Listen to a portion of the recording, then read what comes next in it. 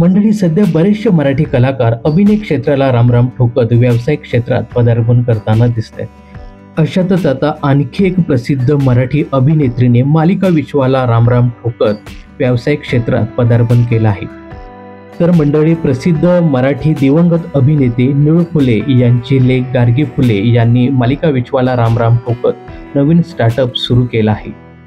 अभिनय क्षेत्र हे बेभरवशाचं आहे, यात काम केल्यानंतर समाधान मिळत नाही असं गार्गी फुले यांनी सांगत मालिका सृष्टीला रामराम ठोकला आहे।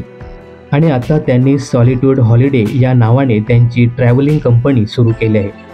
निळू फुले यांना स्वतःला फिरण्याची भयंकर आवड होती, त्यामुळे खास सुट्टी काढून ती लेकीसोबत भारतभर फिरत। यातूनच गार्गी फुलेंनाही फिरण्याची आणि खाण्याची आवड निर्माण झाली।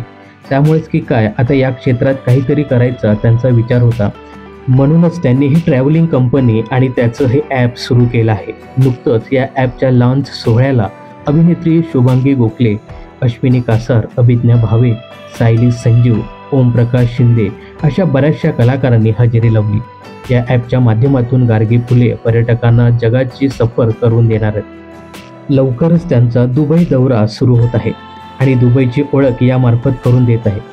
या नवीन स्टार्टअपसाठी गार्गी फुले आणि टीमचं मनपूर्वक अभिनंदन आणि त्यांना खूप साऱ्या शुभेच्छा।